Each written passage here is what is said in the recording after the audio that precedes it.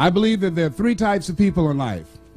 They're winners, they're losers, and they're winners who've not discovered how to win yet. And these individuals, it's something about them that drives them, that they will invest in themselves. They go to seminars and workshops and lectures, and they're seeking, there's something in them that says, I can do better than this. That there are people who would be glad to be where they are and would be happy, but they're not.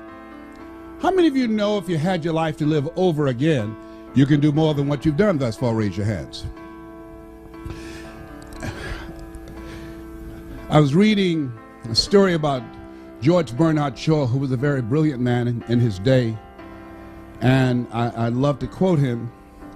But one of the things that was asked George Bernard Shaw that really resonated with me at the end of his life, somebody asked him, if you had to be anybody in the world, anybody throughout history, if you had the power to be born again, who would you like to come back as?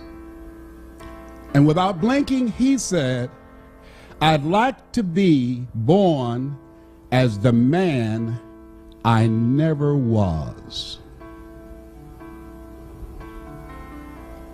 I like to be the man I never was, that I never became.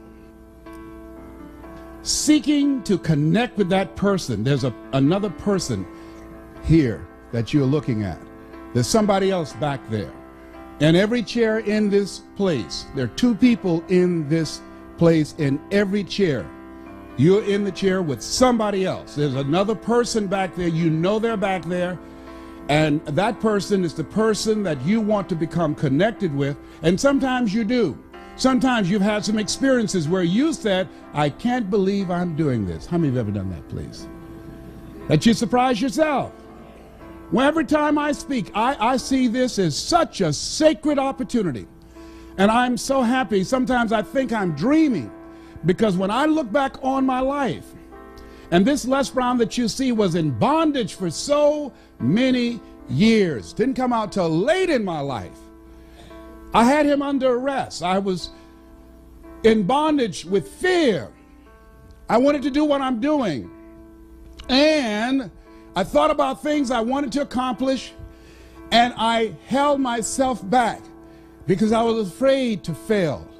I was afraid to make mistakes. I was afraid that I would embarrass myself. I was intimidated by people who had college degrees because I didn't have a college degree. I still don't have a college degree. And so I would think about the things I wanted to do, and then I would start thinking about the fact, Les, you can't do that. So that's what I told this guy in me. Les, you can't do that. You don't have a college education. Les, I hear what you're saying, but come on, be logical, be practical. You can't do that. I know you feel good going to see Zig Ziglar and Tony Robbins and the late Dr. Norman Vincent Peale and Robert Schuller. I know they motivate you and inspire you, but get real. You can't do that. You never worked for any major corporation. Come on, let's be practical, be logical. Oh yes, I know people told you you have a gift of gab and you have a nice personality and you're funny and you make people feel good and you make them laugh, but you become a speaker, speak for corporations, train and teach people and motivate people to do something you've never done. You're not rich, you're not successful, you don't have any books, you don't have the resources, you don't know the people, you don't have the contacts. You can't do that, Les Brown. See, my heart said I can do that. And I looked at my dream and saw someone doing what I love to do. I love to help people. How many love to help people? And my heart said I can do that. And then I made a critical mistake. I asked how. The mind became operative. The mind came up front and said, Les Brown, I heard what your heart said, but I want to ask you, how will you do that? And so I went from my heart to my mind, and I tried to figure it out. How would I do that? At that time, I wanted to earn $1,000 an hour. My mind said, do you make $1,000 a week? I said, no. Okay. Have you ever done this before? I said, no. Okay. Well, I'm not saying you can't do it, but let me ask you some other questions, all right? Have you any contacts with anybody that can teach you how to do this? No. Okay, well, maybe there's something else. Do you have the money? No. Do you have the credentials? No. Will anybody stand up for you and say, oh, he's done it for me and I know he's good? No. Well, let me ask you, do you really think you could do this? No. There's an African proverb that says, if there's no enemy within, the enemy outside can do you no harm. How many of you ever thought about something you wanted to do? You felt it in your heart. You couldn't explain it. You felt it in your heart. And you talked yourself out of it. Raise your hand if you know what I'm talking about. I talked myself out of it. No one did it to me but me. The forte of fruiters is not in our stars, but in ourselves, that we are underlings. My first major goal was I wanted to buy my mother a home. And I achieved that. I'm adopted. I feel like Abraham Lincoln, who said, all that I am and all that I ever hope to be, I owe to my mother. Saw a sign once that said, God took me out of my biological mother's womb and placed me in the heart of my adopted mother. My mama was a good woman. She adopted 7 children. Mama only had a 3rd grade education, but I admired her character. I admired her personality. She never met strangers. Mama met you right now. She would talk your head off. You know, she was a funny woman. She always had a sense of humor. Mama walked fast. We walked with Mama downtown. We had to hold her dress. Mama would walk fast. We trying to keep up with Mama. Years later, at the end of her life, she was 89 and suffering from breast cancer. We took her to a furniture warehouse, and she got out of the car with my sister, and she was holding my arm, and I said, Mama, I said, they have a wheelchair here. Can I get this wheelchair for you? And I went and got the wheelchair, and she looked at me. She said, no, boy, I would walk this place myself. I said, Mama, but it's so huge, Mama. I'll roll you in a wheelchair. She said, I'm fine. And I saw her straighten herself, and she walked it herself. I admired her strength. I said, oh, Mama, you know, this morning I got up, and every time something happens to me and I want to get down and I want to surrender to any of the challenges I encounter, and I got up this morning and the sciatic nerve and this L5 and L4 of my lower disc protruding, and I was in pain, and my body said, you can't do this speech today. And somebody said, are you going to surrender to this pain, or are you Mamie's boy? Get up and straighten your back. You can do that speech. You can walk that flow yourself. When you start walking, you won't feel anything but her presence with you. Sometimes we have to stand up inside ourselves. Sometimes we have to fight ourselves. Sometimes you have a dream and goal that you want to achieve, and you say, oh, I can't do that. You got to tell yourself to shut up. I can do it. Don't tell me I can't do that. Sometimes you got to talk to yourself. I can do it. I'm Mamie's boy. Oh, I can do this. Oh, I will do it. I have got to do this. What you think about your dream? And I want you to increase your dream dramatically. And I said you have something special. I'm telling you what I know. You have greatness in you. You have the ability to do more than you can ever begin to imagine. I don't even know you, but I'm telling you what I know from my own experience. And greatness, ladies and gentlemen, greatness, it's a choice. It's not your destiny. Most people never discover their greatness.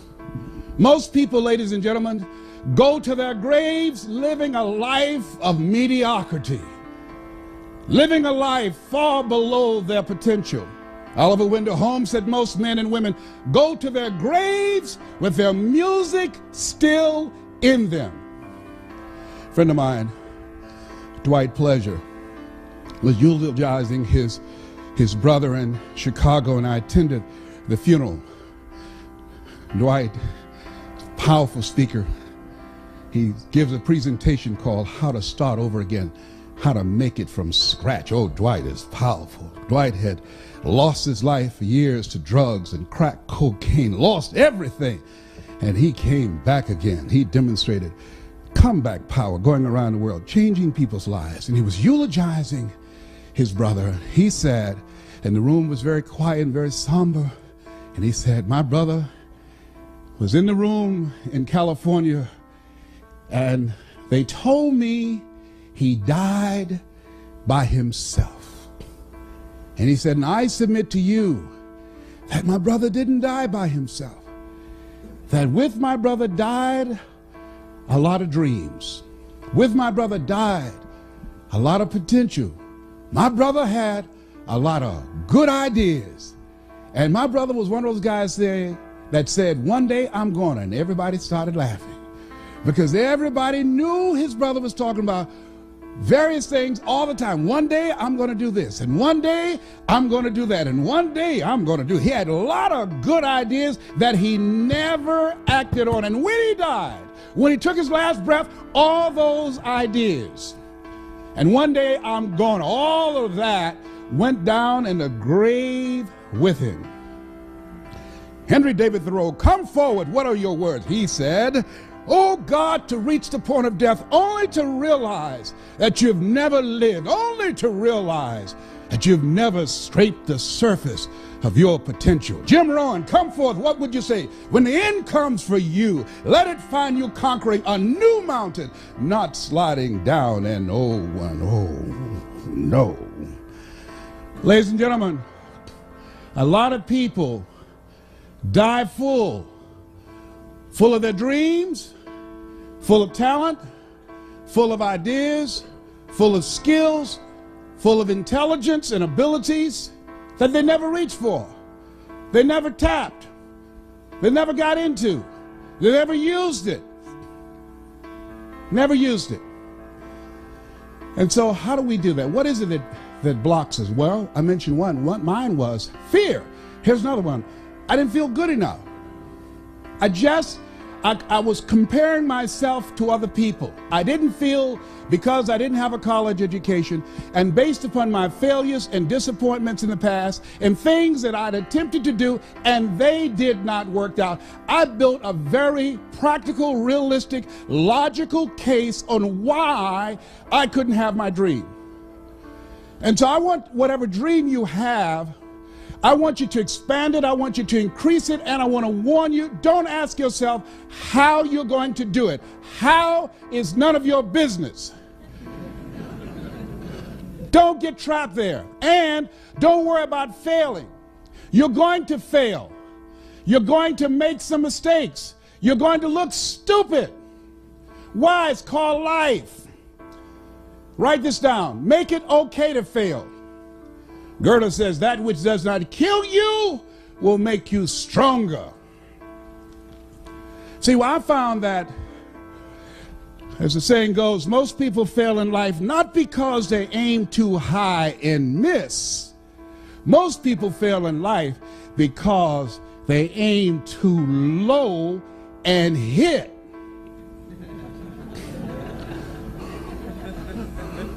And many don't aim at all. Many just survive. They come to work asking, what time is it? And they work just hard enough to keep from being fired. And they are getting paid just enough to keep them from quitting. In order to reach your goals and do some incredible things, ladies and gentlemen, I say that you have something special. You have got to have faith and ignorance. You've got to believe in yourself. You've got to believe in what you're doing. You've got to believe in your product. You've got to believe in your services. You've got to believe in a power greater than yourself. You've got to believe in the power of pursuit. And you've got to be ignorant enough to know that you don't know what you can't do. Don't rule anything out for you. Eye has not seen, ear has not heard, nor has entered the heart of humankind what God has in store for you. Repeat after me, please. Leap and grow your wings on the way down. Yes, so you're going to be a good salesperson. You've got to be a risk taker. Here's something else I tell you what. You want one of the keys? What will separate great sales professionals from people that are mediocre? I'll tell you what. I learned this as a kid. I used to sell newspapers. Sam Axelrod, who was one of my early mentors, he used to every day would pick me up, and I was the youngest one in the group, all older individuals and mostly grown men. And every day Sam would get in and he would have a quote for everybody in the car. Sam driving the station wagon, he said, "Gentlemen, yes." He said, "This is a usable world.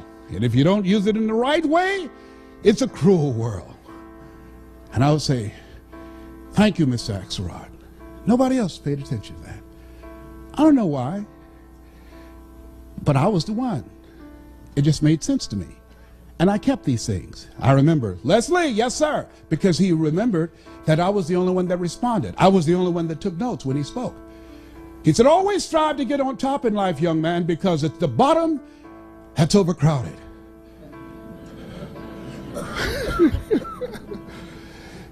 "Yes, sir.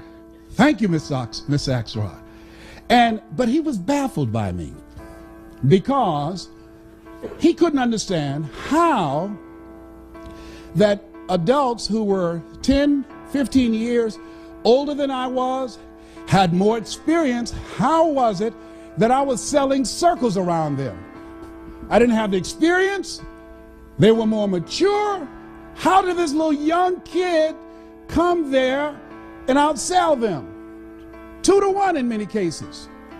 He couldn't understand. When at the evening of the close of the day, he would look around and do a head count. Say, "Wait a minute, somebody's missing." And everybody said, "You know who it is, that Leslie guy." "Leslie!" "Yes, sir." "Hey, come on, nobody sold anything. It's dead territory." "Oh, I can't come now, Sam. Why?" "I haven't sold anything." "Leslie, no one sold anything. You guys sold anything?" "No, sir." "Some of the territories are dead, Leslie." "Sam?" "Yes, sir." I can't come. Why?" "I haven't sold anything." "Leslie, no one sold anything." "That's them, Sam." I'll get home all right. I'll be all right." "Leslie, in order for you to get from here back to Overtown from Liberty City, you've got to pass the 20th Street Sharks, the 14th Street Gang." "Leslie, that's dangerous, young man." "Sam, I'll be all right. It's late. It's late. It's after 8 o'clock. I'll be all right." And the guys would say, "Come on, Sam. He's a fool. Leave him. Leave him. He won't stop." And see, these guys, it was just extra chump change, I guess. I don't know. Maybe to have a new suit, pay a little small bill here and there. For me, it was different. My mother adopted 7 children. Because of arthritic condition, she'd lost her job. So my reasons were different. Write this down. 5 reasons, whatever goes on, dreams are, why you won't fail. 5 reasons. 5 reasons why you won't fail. Nietzsche said, if you know the why for living, you can endure almost anyhow. 5 reasons. I couldn't afford not to make a sale.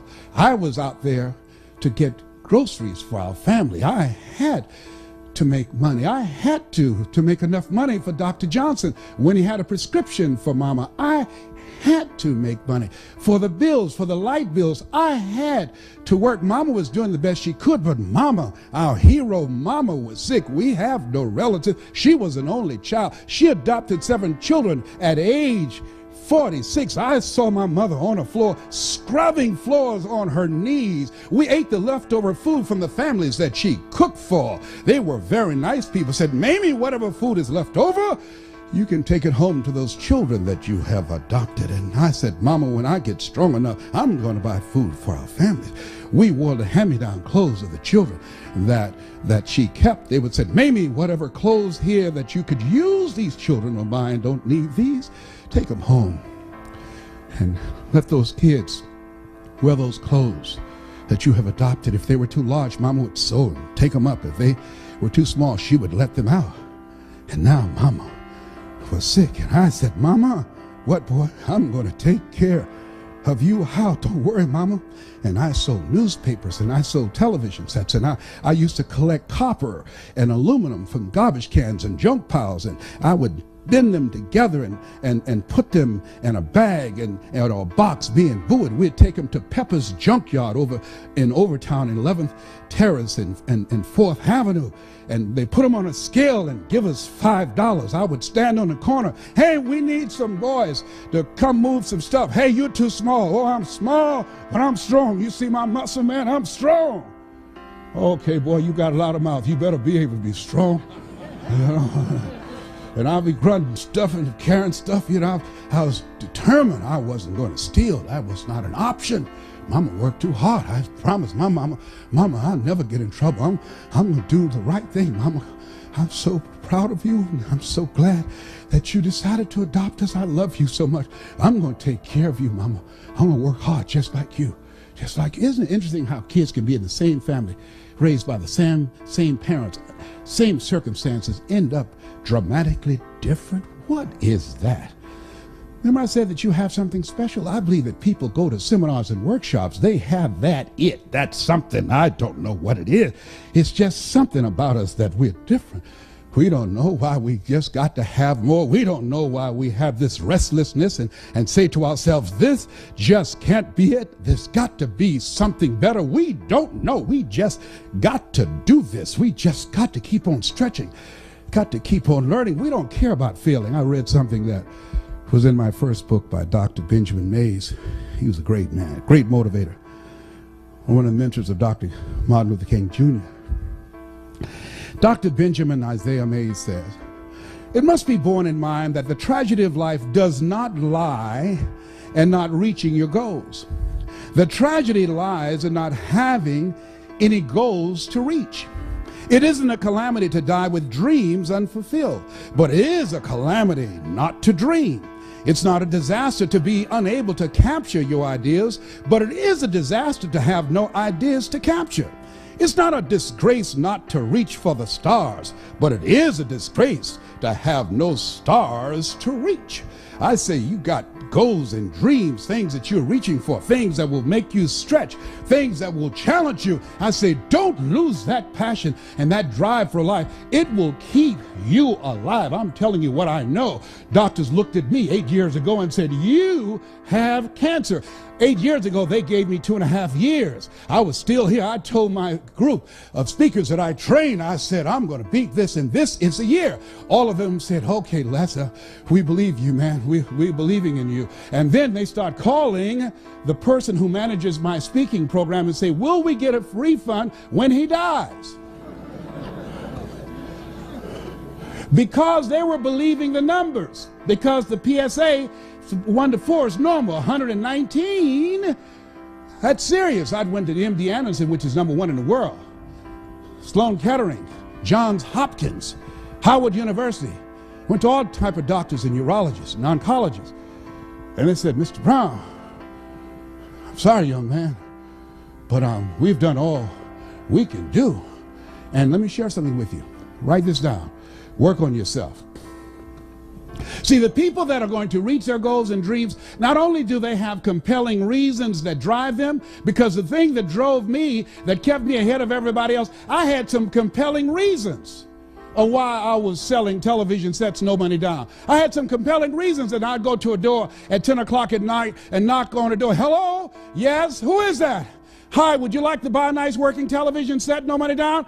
Boy, do you know what time it is? Yes, I do. It's 10 o'clock at night, and I take care of my mama, and I'm going to sell a television set tonight to somebody, and it might as well be you. And finally, somebody said, fool, come on in here. It better be a good one. You got to have some reasons. Reasons will drive you. Reasons will give you comeback power. One of my good friends, Willie Jolly, has a saying, one of his books, that if you get knocked, no, he says, a setback is a setup for a comeback. A setback is a setup for a comeback. When they said, you have cancer, one of the things that was different for me than everybody else, and I just finished doing a presentation called You Are More Powerful Than Cancer, was because of the fact that I listened to so many positive things. I went to so many lectures. I talked to so many people that were cancer conquerors. I asked them, what did you do? And when people said to me, oh, my uncle died of prostate cancer, my father died from prostate cancer, my mind said, well, that has nothing to do with me. I don't want to hear nothing about that. I'm not being insensitive, but don't tell me that. That's not my destiny. I got too much work to do. I got things that I'm supposed to accomplish. And so I had a mindset that, hey, I can beat this. I can get past this. Oh, no, I'm not going out like this. So you got to stand up in yourself. You got to fight. You will have opposition. Things going to happen to you in life. It's called life, and it's not personal. Stuff's going to happen. And if you make it to the 40-yard line, if you can make it to age 40, between 40 and 60, it begins to intensify. All kind of things happen. Between 40 and 60, my mother was diagnosed with breast cancer and finally died. Between 40 and 60, I was diagnosed with prostate cancer. Between 40 and 60, I went through a divorce from someone that I loved very much. Between 40 and 60, my best friend died waiting on a liver transplant. Between 40 and 60, had a nationally syndicated talk show, highest rated, fastest canceled talk show in the history of television. Between 40 and 60, oh, life put a whooping on me. My God, how many of y'all had yours already? Tell how many you know what I'm talking about? It ain't personal. Don't say, why did this have to happen to me? Why not you? Who would you suggest? It's called life. And here's what the key to it, that you have to work on yourself. I read every book I could on how to heal yourself. I listened to every speech. I talked to people. I went to lectures. I mean, everything dealing with healing, I fed my mind. Same thing in sales. Focus on your mind. When your sales drop, focus on your mind, not your techniques, not your strategy, not your clothes. Focus on your mind. What you do, what you accomplish, what you're able to sell is a direct relationship to what you believe and the story that you're playing in your head. That's what blocks you as sales professionals. I'm telling you what I know. I'm telling you what I've earned billions of dollars doing. I'm telling you what got me from being born in an abandoned building on a floor and being labeled educable mentally retarded, put back from 5th grade to the 4th grade, failing in the 8th grade, and being able to give a lecture at St. Albert Hall in London, England, or speaking at Harvard University. I'm telling you what got me here, what brought me to the party, to speak in the Georgia Dome to over 80,000 people, was my belief and the story in my head. The story used to be, I couldn't do that. But by listening to lectures over and over again, faith comes by hearing and hearing and hearing, by reading and feeding my mind. Language is the software of the mind. How many of you, since I've been speaking to you, your energy level is higher? Raise your hands, please. Yes. How many of you can feel me in your heart? Raise your hands, please. Yes. When Dr. Norman Vincent Peale spoke, he gave me goose pimples. When Earl Nightingale said, all of us are self-made, but only the successful will admit it. Mr. Swiderski. You like that one, huh? Yeah. Mr. Swiderski, family that we work for in Miami Beach, he did not know why I spent so much time in his office shining his shoes. Because he listened to The Strangest Secret in the World by Earl Nightingale. And I was listening to this. And as he was playing those tapes called Lead the Field, I was hearing these things, and then when I was shining, he said, well, that's good enough. I said, well, let me dust. Let me do, can I do? I'll start. Well, that looks real clean, Leslie. Oh, but look here, the books are crooked. I went in there early and messed them up so I could stay. because I wanted to be in there while he was taking this time to work on this. He was a multimillionaire. My dream and vision was one day I'm going to be a millionaire like Mr. Swiderski. One day, because I was young, I had faith, and I was young and ignorant. I didn't know I couldn't do it. I didn't know I couldn't have a mansion. I was like the bumblebee. According to the laws of aerodynamics, a bumblebee isn't supposed to fly because the body is too large to be held up by its little puny wings. But the bumblebee doesn't know it. It's intelligently ignorant. So it keeps on flying anyhow. You have to read, write this down, something positive every day for an hour. You have to put yourself, and you've got those 5 P's, in a personal development regimen.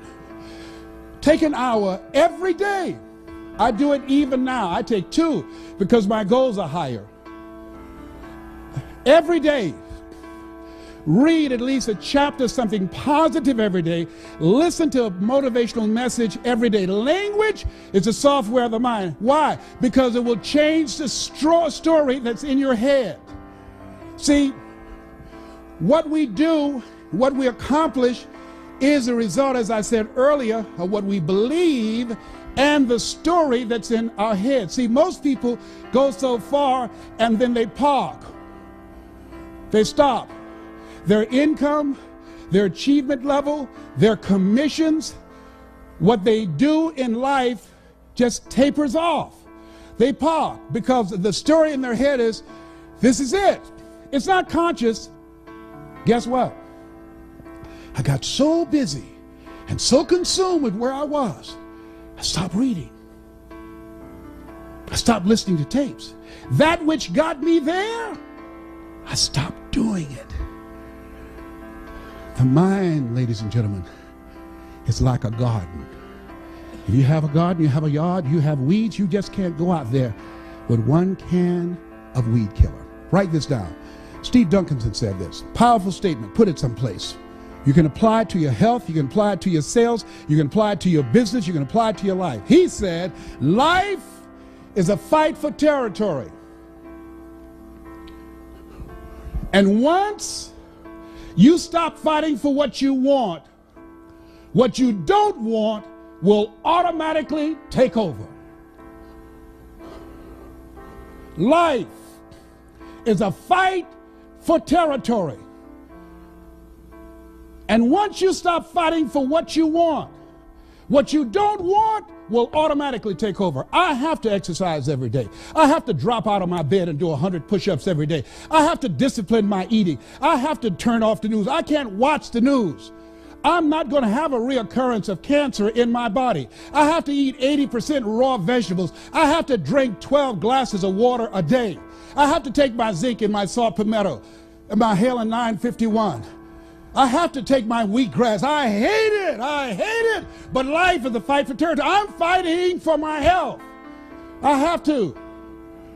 What working on yourself does, by setting aside time to work on your mind, to go seminars and workshops, it causes you to begin to reflect on yourself, to take personal inventory, and to upgrade your game plan and your strategy, but it increases your faith. See, our belief is something that continues to grow. What I earn is a reflection of what I believe subconsciously that I deserve. They did this study with these senior citizens in their 80s and 90s and said, if you look back on your life, what do you like to say right now? You know what they said? The majority of them said, they have regrets of the things they thought about that they didn't do, and now they're going to their graves not knowing if they could have done it. That's why I said, live full. Die empty. What if you lose? What if you fail? What if things don't work out? So what? It's not about the goals that you reach. It's about what you become in the process. That's what it's about. I've lost a lot of deals. That's okay. I've made a lot, but I've lost more deals. I get more rejections. You get close to me, there's a callus on it looks like a mole. I've made over 100 cold calls in a day to convince people to bring me in. Who are you? My name is Les Brown. Have an experience? No, I don't, but if you will let me work for you, I work real hard. I'll have you as my client that will brag about me. Oh no, you let us know when you do it for somebody, okay? Yes, I will. Calling. Finally, somebody said yes. Write this down. You will win if you don't quit. Oh, sales, you got to have stamina. You've got to have staying power. You want to be successful in sales, you've got to know your vitamin. Oh, you can't be a wimp. Someone says no, that's when we get excited. That's when a sales professional gets started. Everybody said yes, we wouldn't be needed. Let us say together, it's possible. See, the people that are going to increase their sales, the people that are going to change their lives, the people that are going to recover their health, the people that are going to build their lives and start all over again from scratch are people who believe it's possible. The people who fail are the people who suffer from possibility blindness. Repeat after me, please. Go all out. Yeah, write that down. See, when you want to increase your performance in life, they say the people that are successful in any area of life, you must be willing to do the things today others won't do in order to have the things tomorrow others won't have. If you want to make it in any area in life, you've got to go all out. I was always the top seller where I was because I made more calls. I made more presentations than anybody else. I always, if I had a goal to earn $100,000 a year, I set my sight and I had a plan of action to make enough calls, create enough prospects to earn $400,000. Why? I had to give Murphy's his. If I shot for 100,000, I knew I would fall short. But if I shot realistically and practically and worked like I was working for 400,000, I wouldn't drop down to 100,000. And even if I dropped at 200,000, I'm still ahead of the game. A.L. Williams said, all you can do is all you can do. And all you can do is enough. But make sure you do all you can do. Write this down. You want to make it today? You got to outthink and outwork the competition.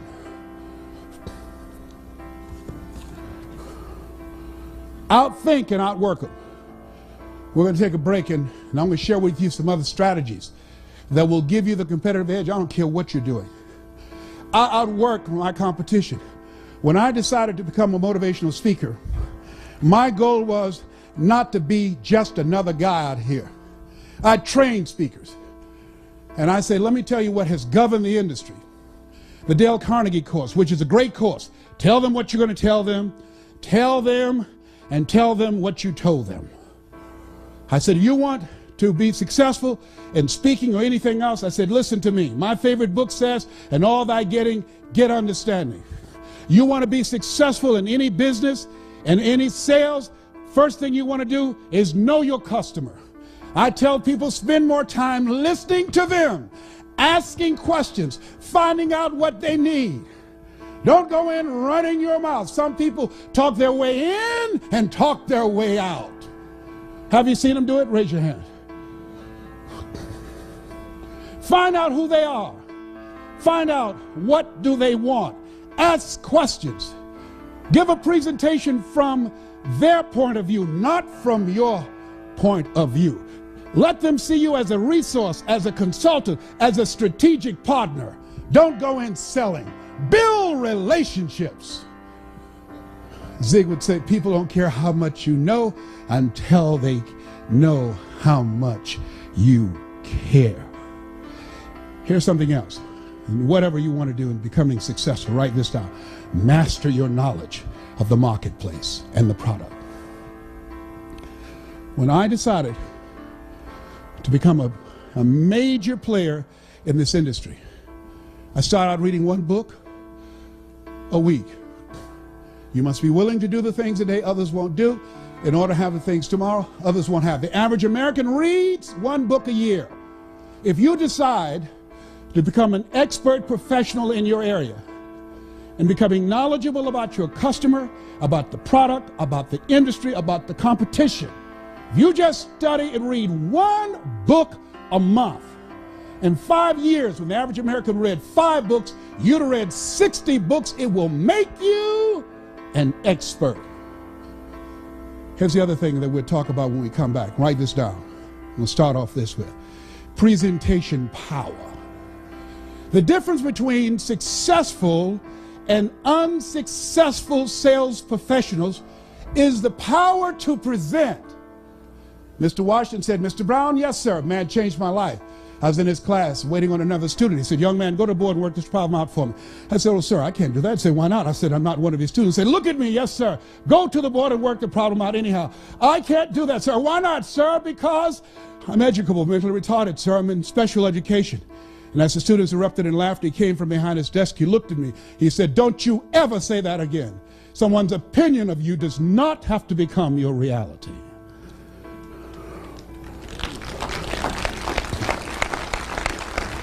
On one hand, I was humiliated, but on the other hand, I was liberated. Because he looked at me with the eyes of Goethe and said, look at a man the way that he is, he only becomes worse. But look at him as if he were what he could be, then he becomes what he should be. And he said, Mr. Brown, he said, develop your mind and develop your communication skills, because once you open your mouth, you tell the world who you are. And with that, we will take time out. This has been Mrs. Mamie Brown's Baby Boy. It's been a plum-pleasing pleasure as well as a privilege. Thank you. At this stage of my life, I'm reinventing myself. I'm training people how to become a part of this $58 billion industry. And one of the things that I think that top sales performers have going for them is the ability to present. And that is either on the telephone or one-on-one or in small group settings, making a presentation or speaking before a large audience. It's something that can be learned, and something that some keys I'd like to share with you in the training that we provide that will give you a competitive edge. How many of you think that will have some value and learning strategies that can impact your presentation style? Raise your hands, please. How many of you have ever been in a situation that you know that had you been more effective in terms of how you presented yourself, that you would have done better? Raise your hands, please. How many of you have ever been in a situation, this has happened to me, where you choked? Raise your hand, please. Where I just choked, you hear me? Just could not remember anything. My mind went blank. You want to master your knowledge. You want to know when you open your mouth that you know what you're talking about. The reason that I said you have to work on yourself, and write this down, before you speak, power presentation. Before you speak, see, a lot of people just worry about getting up and speaking and presenting. Before you speak, there's work you've got to do on you, because I don't care how good you are in your presentation, in your knowledge, how well organized it is. I don't care about your PowerPoint presentation. Who you are behind the words will be more powerful than the words you speak. When you come into the room, you've got to have a spirit and energy about you that you expect this deal to happen. You have to come in the room and you have to look at them, and your look must be, the only reason you were spared from birth control was to give me this deal.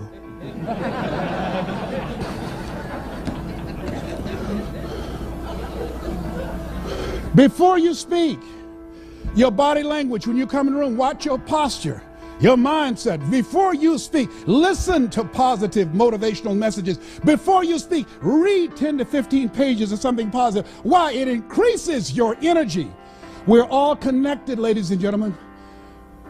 Haven't you felt people's energy? There's some people you get around them and you just say, there's something about that person, I don't know what it is, but I don't like their energy. How many of you have been like that, right? How many of you ever walked into a deal and you knew the deal was done before you took the contract out? Raise your hand, please. You know it. You knew it. Because you knew you were in the zone. You knew you were in your place. You knew you were in sync, mentally and emotionally and spiritually. And your information, you knew you were ready. It was ready. It was game time. You knew it. And I'm saying, from the time you get out of the car and walk in, from the time you make eye contact and shake their hand, from the time when you say hello, you have to be closed. You have to close the deal. In your voice, your mindset must be, this is it. Stick a fork in it. It's done. You're not going anyplace else. This is it. One stop, one deal. It's mine. I do market takeaways against the brightest and the best. I don't care about the credentials. MBA, PhD only means pile high and deep. That's all. No disrespect. I don't care. I'm going to prepare. You're not going to outthink and outwork me. I'm going to know everything there is to know about my customer, about what their needs are. I like what this lady said, and she said, talking about the added value her company was providing for her customers. She said, it's not our intention to please our customers or to satisfy our customers. Our intention is to amaze them. When I decided to become a speaker, I noticed that you hear most of my heroes, they gave the same speech. It's a memorized script. They give it everywhere. I decided I was going to make myself different. What is different about you? You've got to have something that makes you stand out. When you are in a situation and people make decisions with their dollars, in a time when the economy is tight, in a time when budgets are tight, you don't have the option of not believing in yourself. If there's any doubt, is an ounce of doubt, and trust me, 99.5 won't get it. If there's any doubt, if you're intimidated by the competition, I charge more than 99% of the speakers. And they said, hey, you know, you charge too much. No, you just don't have enough money. I don't charge too much.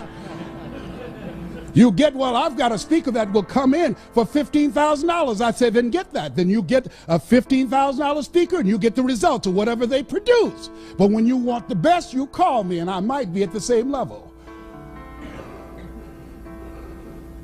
Okay, no, we don't want anybody else. We want you. Very good. Then write the check. You have to believe in yourself. You have to believe in your product. You have to believe in your service. And you have to sell you every day. That's the biggest sale you have to make.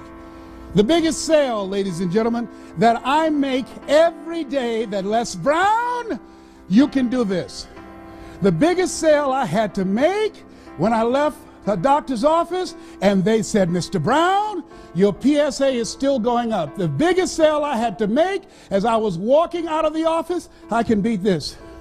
I can beat this. It doesn't matter about what they say about their numbers. I'm not going to listen to that report. Oh, no, absolutely not. They are not God. They don't know the future. They don't know who I am. I've got to fight this at the cellular level. Oh, no, other people have beat it, over 9 million. I can beat this. I'm stronger than cancer. If other people can do it, then it's possible that I can do it. It's not my time. Oh, no. They don't know who I am. Oh, I can make this sale. Absolutely. No, I don't have the credentials. No, I can't do a slide presentation. Can't even turn on a computer. I still have my 8-track. Oh, but I'm going to get this deal.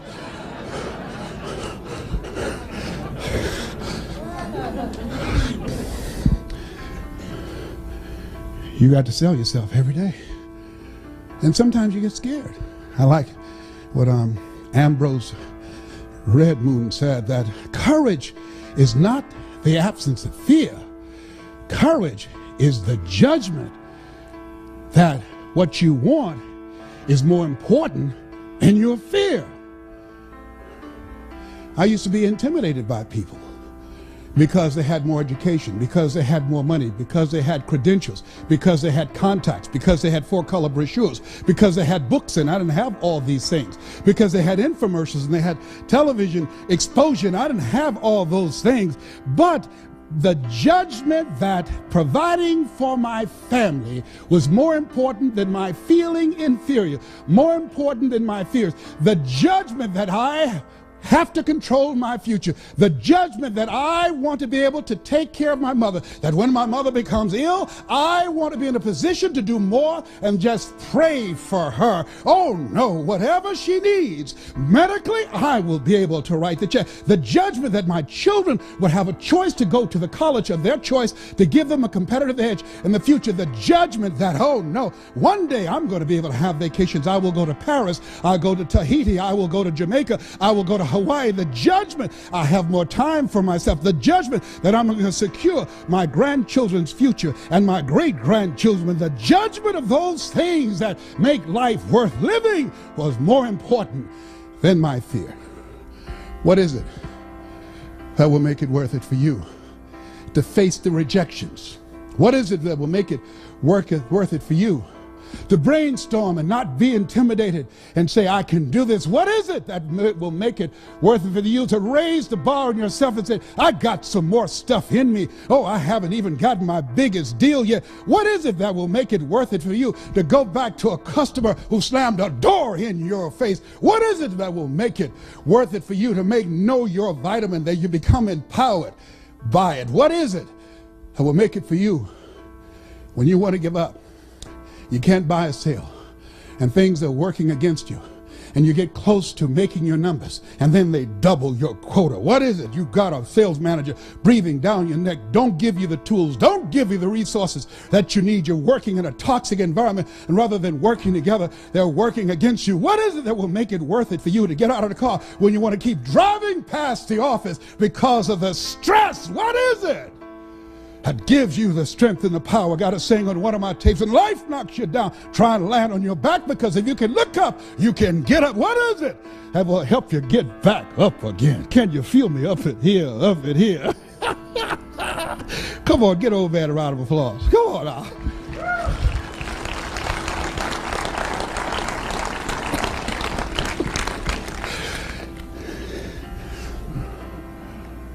When you are involved in any area of life, let us say you got to have drive.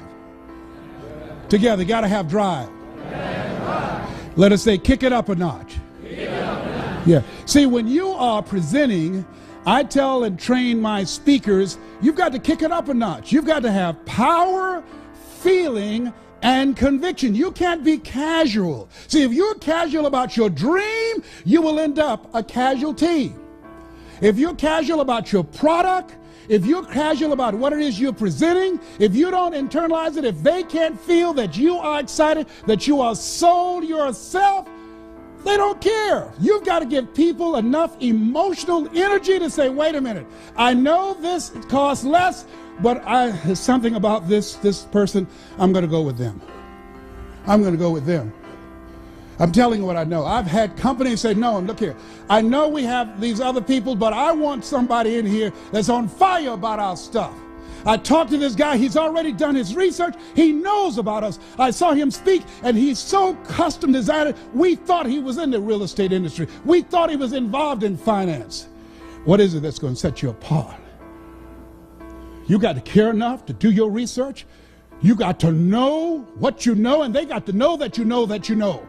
And when you speak, how you speak before the words, the spirit of who you are will touch them, give you the competitive advantage. If you're going to be successful today, write this down. You've got to be flexible. You've got to be versatile. And you've got to be adaptable. You've got to deal with circumstances such as you find them. Why? Because a lot of stuff is going to be thrown at you. Many times you're not going to have time to prepare. Sometimes people come out of nowhere with stuff, and you've got to stand up inside of yourself and handle it. See, ladies and gentlemen, we've been blessed to be dropped off on this part of the planet. Because we have choices. Some people don't have choices. They don't have the option. I've been abroad where I stood in line waiting to cross the border singing, God Bless America. They called me to my room. Mr. Brown, did you call? Yes, I just turned on my shower and it didn't come on, and I tried to flush the toilet and it didn't flush. Oh, well, the water be back on at 5 o'clock. 5 o'clock? No problem, man. Oh, there is a problem. I want to flush the toilet. Oh, I don't want to sit up in here and smell that all day long. Oh, no, it ain't that kind of party. I want to take a shower. There's a problem up in here. Oh, no. We do this every day. We don't have enough water to have it running all day long. We take that for granted. For granted. I'm in a grocery store and hear this woman crying out on the other aisle. I go around thinking she fell or something, and she'd just been brought here from Russia, and she'd never seen so much food. And she said, oh my God, and she turned to the lady that took her in the store and she said, "Ya vas la blue. Ya vas la blue." Means I love you. Thank you for bringing me here. I love you. Ya vas la blue. Stuff we take for granted. Why is it that immigrants coming to this country can't speak the language and run circles around our children academically and have a 4 times greater chance of becoming millionaires than the average American? Why? Why? Because they are not casual about making it. They don't come here wanting to live their dreams. They expect to live their dreams. When you outswim sharks or you sneak over here through some ship cargo or in the belly of a plane, oh, let me tell you something. You come here running and have a passion to win, to do whatever is required. If we're going to maintain our dominance globally in this era that Peter Drucker calls the era of the 3 C's, accelerated change, overwhelming complexity, and tremendous competition, we've got to kick it up a notch. We've gotten too comfortable. Oh no, it's a different game now. We've gone from a domestic economy to a global economy. Oh no, we can be replaced in a heartbeat today. You either expand, as Robert Schuller says, or you are expendable. You've got to kick it up a notch. Oh, it will never be like it once was. Oh no, today, oh, that's not in my job description. It's not where you better put it in there. You got to do more and do it faster and do it better. You got to kick it up a notch. It's a brand new day. See, if you ask most people, do you want more sales? Do you want more out of life? Do you want to earn more money? Do you want that home? Do you want to lose weight? See, want shows up in conversation. Expectation shows up in behavior, in choices, how you manage your time, how you manage your energy. It shows up in your intention. It's not lip service. So I know the people who expect to lose weight. Why? Because they know they've done as much as they could by themselves, and so they get a trainer, they get some help. They go to the gym, they have an exercise program, they get a nutritionist because they realize my best thinking has produced this body. I know people who want to earn more. How do you know that? When they realize what Einstein realized, the thinking that has brought me this far has created some problems that this thinking can't solve. As you look at yourself, look at your goals, one of the things that's very important that I've learned from people who are high achievers, they have coaches. Why? Why have I hired Mike Williams for the past 35 years? Because you can't see the picture when you're in the frame. Why is it that I got more out of my fitness program with a trainer than I did by myself? Because a trainer can pull more out of me than I can pull out of myself. People who have become top achievers never stop learning, and they have coaches. Michael Jordan had Phil Jackson. Muhammad Ali had Angelo Dundee. I don't care who the greats are. Somebody was in their corner, looking over their shoulders, helping them. Why? You can't see the fight when you're in it. Mike said, Les, you got to do this. Les, you got to do this. Les, you got to do this. And I had to be willing to listen. Most people fail because they don't know that they don't know, and they think they know. In life, here's what I want you to do. Write this down, please. You got to trust that you're going to be all right. You have no evidence to support it. It doesn't make sense. You can't point anything to say, well, this is why. There's no logic in it. There's no way in which you can logically and practically and realistically support it and prove it. That's why you got to have faith and you got to have trust. Somehow, some way, you've got to have that you're going to come through. And I can tell you, some things will begin to happen that you will not even anticipate. The phone will begin to ring. Deals will come out of nowhere. Somebody will recommend you. Someone you talked to years ago and gave them a brochure and put it on the desk, and somebody in their office came in and picked up your card or picked up your brochure and called you out of the blue. I remember years ago, I read an interview by James Brown. At that time, he was recognized as the hardest working man in show business. And it was my senior year, 1963. In an interview, they asked him, what was your greatest performance? At that time, his number one song was Please, Please, Please, Please. They had a cape and put it on his back. Baby, please don't go. And he would throw the cape off and run back on stage. He'd do the James Brown stuff. And he said in that interview, when they asked him, what was your greatest performance? And he said, the last one.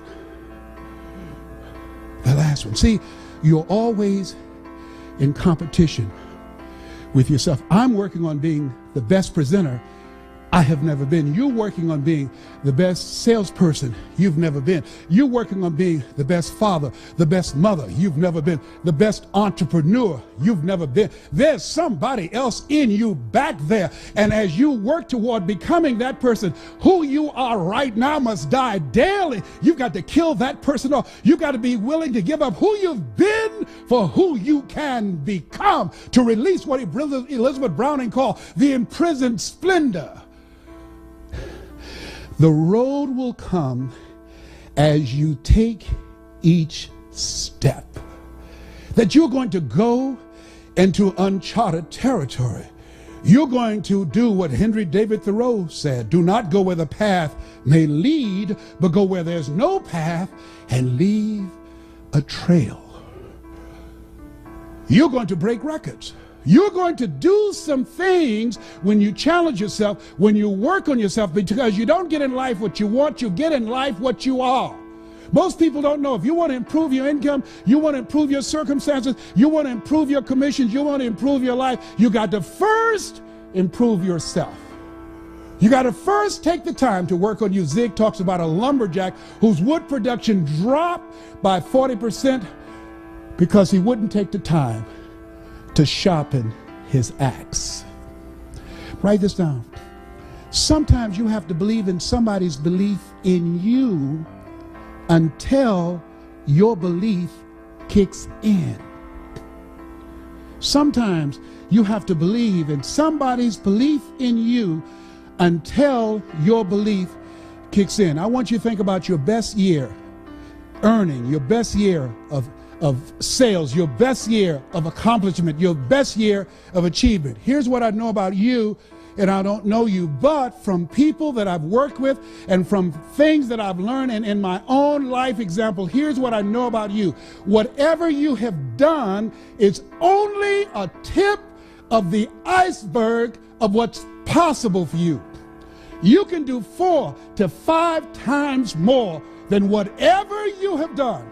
If anybody had told me, given my circumstances, born in an abandoned building on a floor with a twin brother in a poor section of Miami, Florida called Liberty City, if both my parents stood up now in the audience and say, hey, we're your parents, I would not know either one.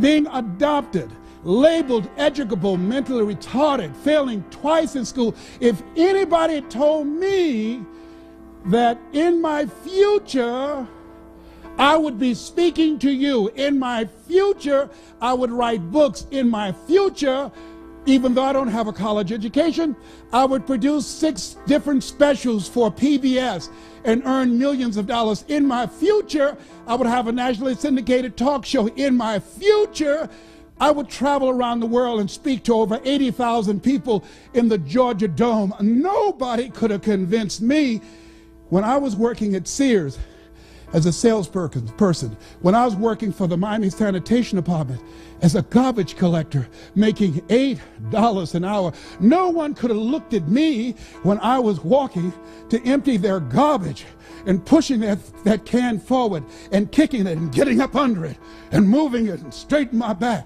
and walking with it to empty that stinking garbage in a truck with other men older than me and stronger than me. I did not know that this Les Brown that you see now existed. I didn't know. I didn't know. I'm still working. I know there's something else back here. I feel that there's something bigger for my life. And I feel that at this stage of my life, only certain kind of people come see me. People that show up because we're cut from the same cloth, we're branches of the same tree. People who feel me in their heart. People who are strange. People like me. You're strange. That's why you're here. You're different. You're different. Mr. Washington, Mr. Brown, yes, sir. You want to be successful? Yes, sir. Don't follow what other people do. I feel like a stranger when I have family reunions with my family. When I go to my reunions with my classmates, they talk about retirement. Life is about change. Human beings were built for change. Animals can't change.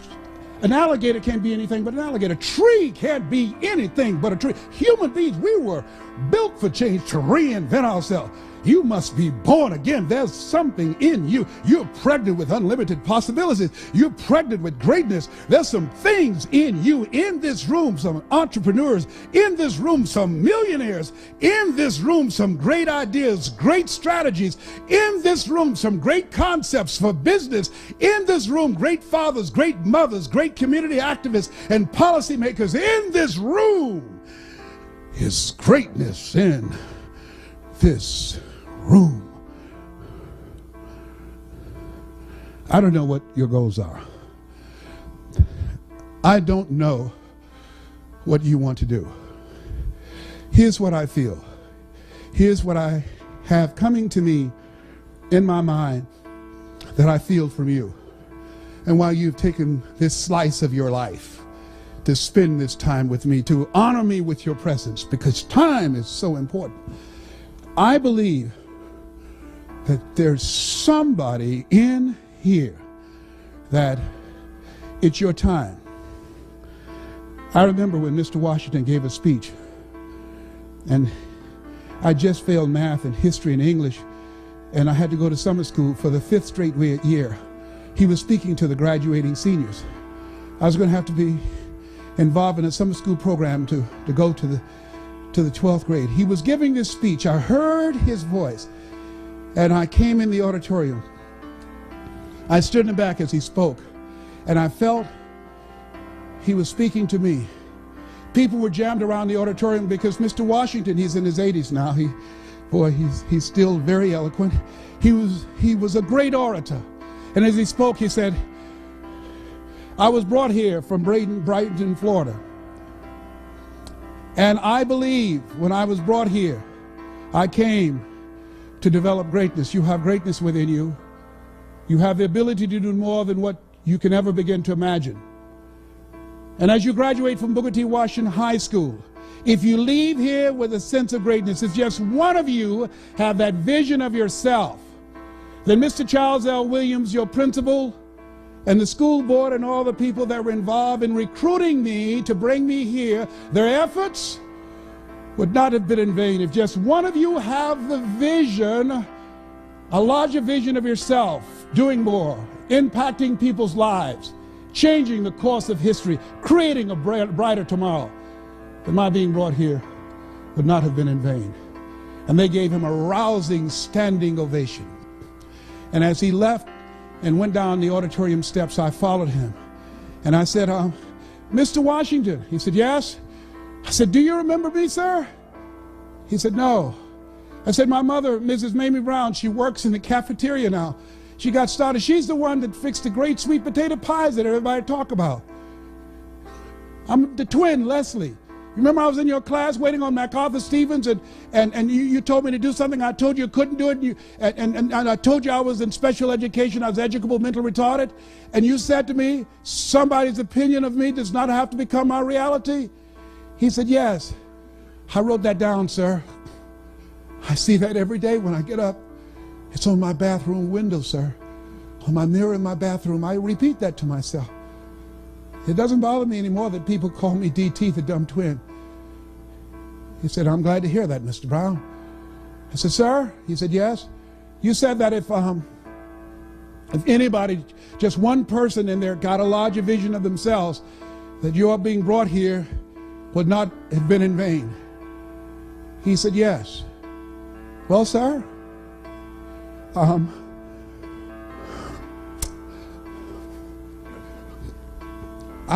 the one, sir. You are? Yes, sir. I'm the one. One day, sir, you are going to hear my name. What will you do? I don't know, sir, but one day you watch. You're going to hear my name again. He said, okay. He said, it's possible. Yes, sir. He started walking away. I said, Mr. Washington, he said, what do you want now? I said, don't forget my faith, sir. Don't forget me. I'm Miss Mamie's boy. I'm a baby boy. People told her she should take me back to the welfare department, but my mama kept me anyhow. I'm the one. He said, okay. He started walking away. I said, don't forget. Don't you forget here. And he didn't even bother answering. He just kept walking. Years later, I produced a special many years ago on PBS called You Deserve in Detroit. And I called friends and had them to call him to tell him to turn on public television when they're doing their fundraising. And when the announcer came on and said, ladies and gentlemen, You Deserve with Les Brown, he was in the kitchen and he came out and he saw me come up on the screen. He said, Edith, look, it's the dumb twin, look.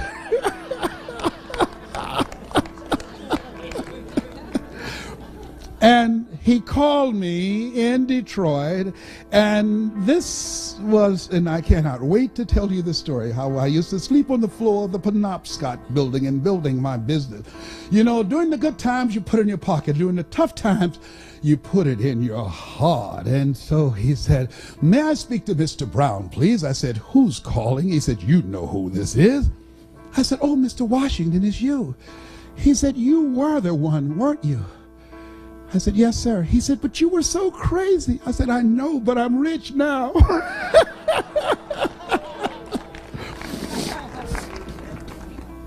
I don't know what your goals are. I'd like to leave this with you. You have greatness within you. You have a part of yourself in you that if you reach for it, if you work at it, you will discover some uncommon moments that other people only dream about. If you work to live full and to die empty. I saw something recently that said, I refuse to die an unlived life. And I'd like to leave this with you. To the greatness in you, that's what I'm speaking to now. I don't care what you're going through. I don't care where you are. I don't care about your failures. I don't care about your disappointments. Whatever you're going through, you're greater than anything that has ever happened to you. And I like to leave this with you that my mother used to love to hear me say. She said, Leslie, I said, yes, ma'am, mama. Say that thing for me, boy, that makes me feel good.